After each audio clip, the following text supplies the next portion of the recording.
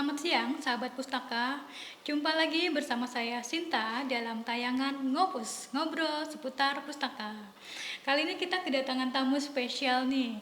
Beliau adalah Kepala Pusat Standarisasi Instrumen Peternakan dan Kesehatan Hewan, Badan Standarisasi Instrumen Pertanian, Bapak Dr. Hewan Agus Susanto MSc. Ya, Selamat Pak. selamat siang Ibu. Ya, baik Pak. Kami sebelumnya pernah baca nih Pak profil Bapak di salah satu media massa nih yang menyebutkan kalau Bapak nih hobi membaca nih, betul Pak? Betul, betul ya. Memang saya hobi membaca dari sejak ya SD dan seluruhnya SD, SMP, SMA itu dan kuliah itu memang perpustakaan. Saya sering nongkrong ataupun jika ada kosong kuliah Tuhan langsung perpustakaan ya. Wah, Senang membacanya. apa sih Pak yang melatar belakangi Bapak sampai punya hobi membaca nih Pak? Iya. Jadi begini, dengan kita membaca, kita banyak menjadi tahu, walaupun setelah tahu kadang-kala timbul pertanyaan lagi. Jadi harus membaca lagi supaya pertanyaan tadi terjawab. Jadi sejak saya SD itu kami di sekolahan ada perpustakaan, walaupun sangat-sangat sederhana, mungkin suatu ruangan kemudian ada lemari buku-buku, tetapi waktu itu saya ketika istirahat, waktu itu kalau ada istirahat, jam istirahat, teman-teman ada yang asik jajan, lari-lari atau saya langsung ke perpustakaan. Mungkin itu sangat menantang karena ada buku yang waktu itu saya baca, itu ada si Kuncung, majalah-majalah ya.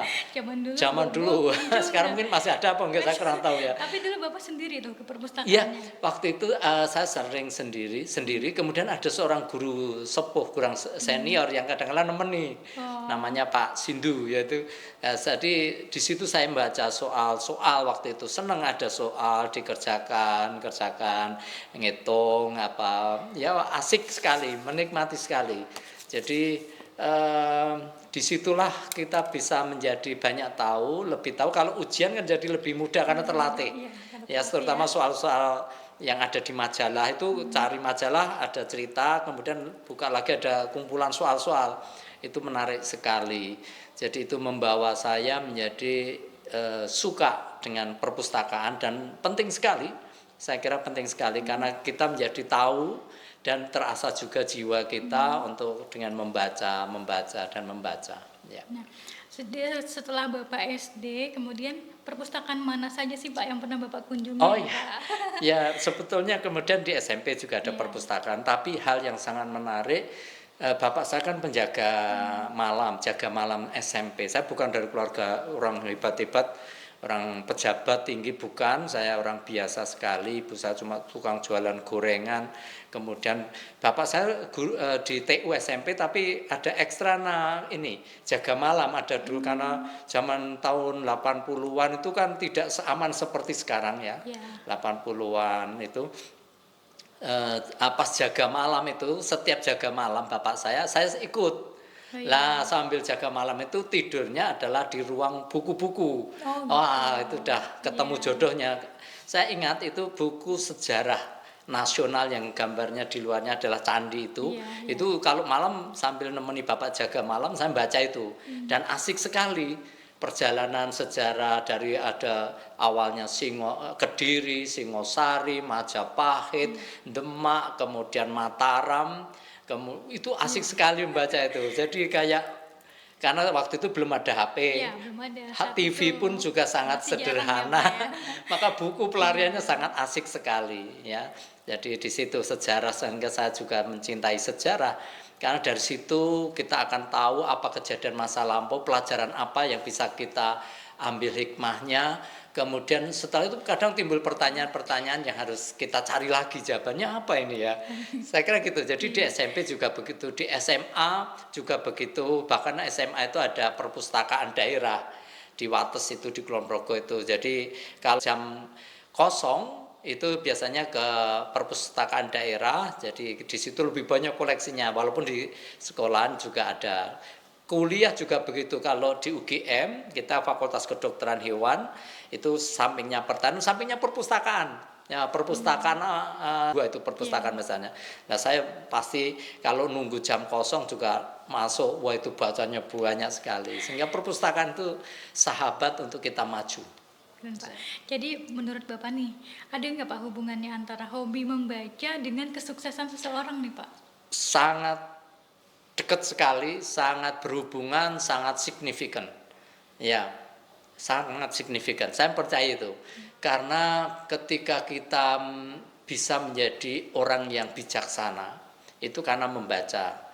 Membaca, merenungkan, kemudian coba kalau kita bayangkan saja, seandainya kita nggak ketemu dengan Sutasoma, kitab Sutasoma, buku Sutasoma, Empu Tantular karya Empu Tantular, di situ ditulis Bhinneka Tunggal Ika Tanhana Dharma Mangwa di sekitar abad 14. Kita nggak baca itu atau bacaan itu hilang, kita nggak punya pegangan menghadapi Nusantara. Ini kan negara kepulauan, negara kita kan negara besar, bukan negara kecil dengan 280 juta penduduk, dengan posisinya negara kepulauan, dengan berbagai suku, berbagai bahasa, berbagai agama.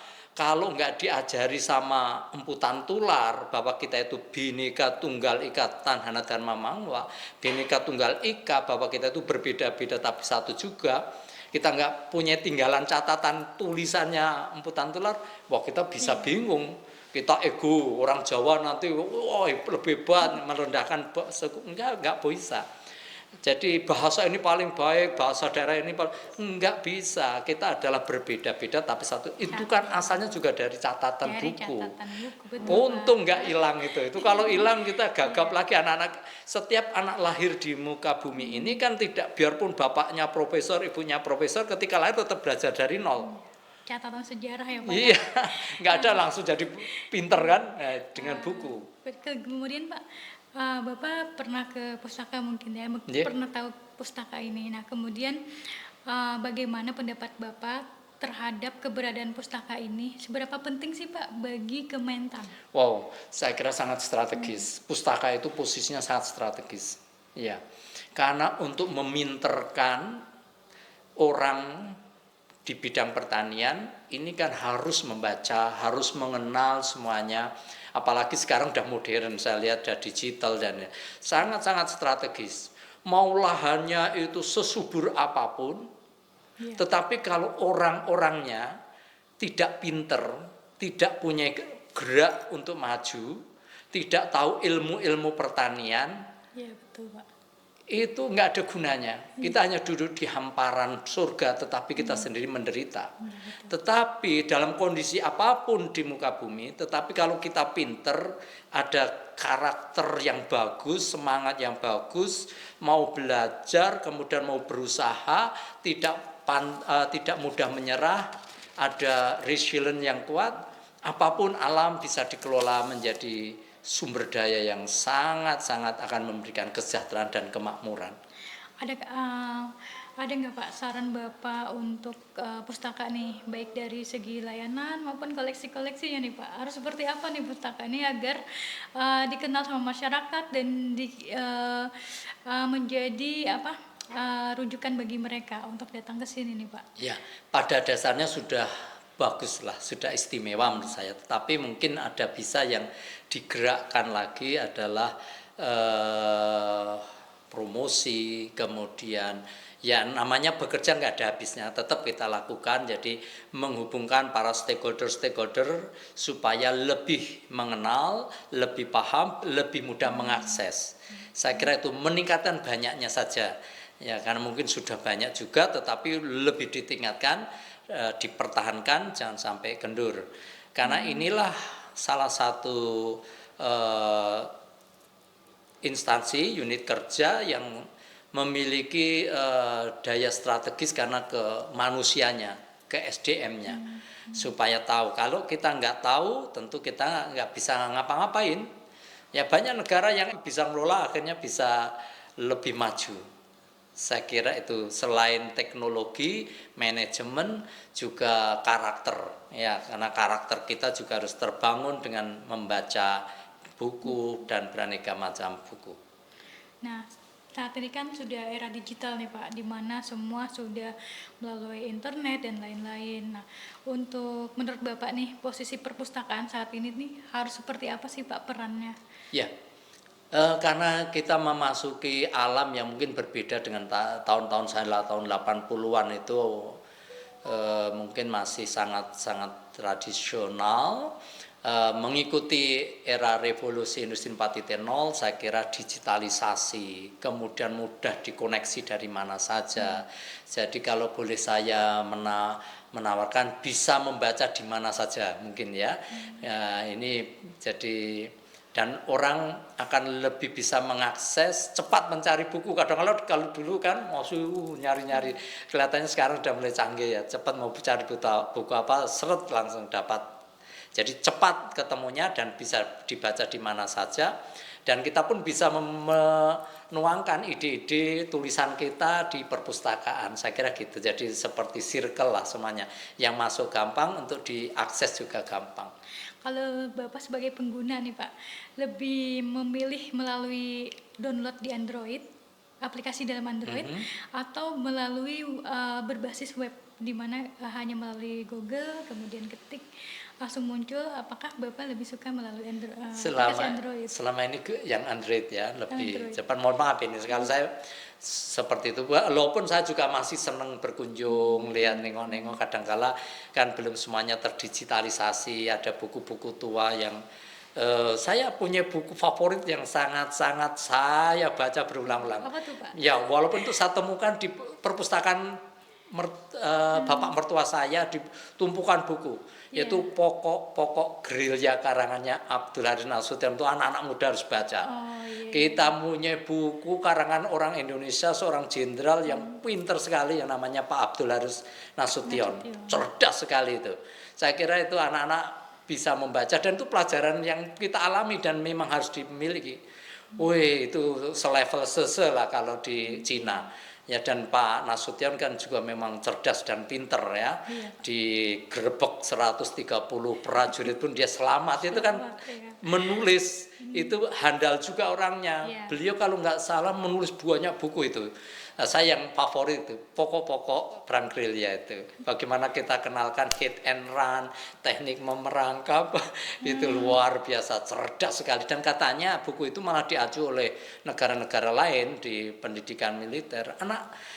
Orang Indonesia itu banyak pinternya, seperti Empu Tantular, Nasution dan sebagainya. Saya kira itu sayang sekali kalau nggak dibaca anak-anak kita, rugi anak-anak kita generasi penerus kalau nggak sampai membaca buku-buku yang the best lah menurut saya. Keren banget nih Pak. Ini pertanyaan terakhir nih Pak. Monggo silakan. Saran dan masukan untuk pustaka nih Pak dalam mengelola pengetahuan pertanian. Ya, saya kira sudah lumayan komplit, tapi harus tadi masuk data-data yang update ya. Banyak ilmu-ilmu yang sudah mulai harus diupdate, karena perkembangan ilmu pertanian itu juga cepat. Karena ilmu itu tidak stagnan, ilmu itu tambah hari ya tambah berkembang. Kalau kita kelamaan ngambilnya tempo lama, yang model lama kemudian diterapkan sekarang, mungkin sudah kurang adaptif.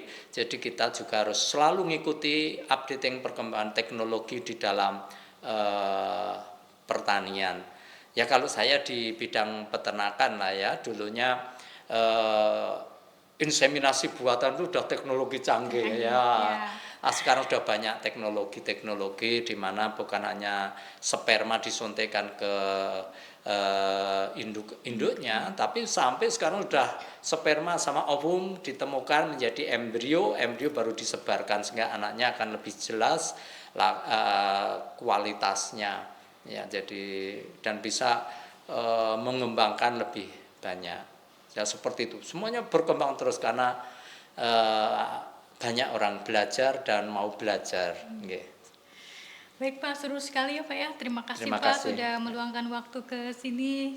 Semoga bermanfaat untuk sahabat pustaka semua. Iya. Baik, sepertinya seru banget ya sahabat pustaka, tapi waktunya udah terbatas dan kita akan bertemu kembali di lain kesempatan dengan acara yang sama serunya. Pustaka Library comes to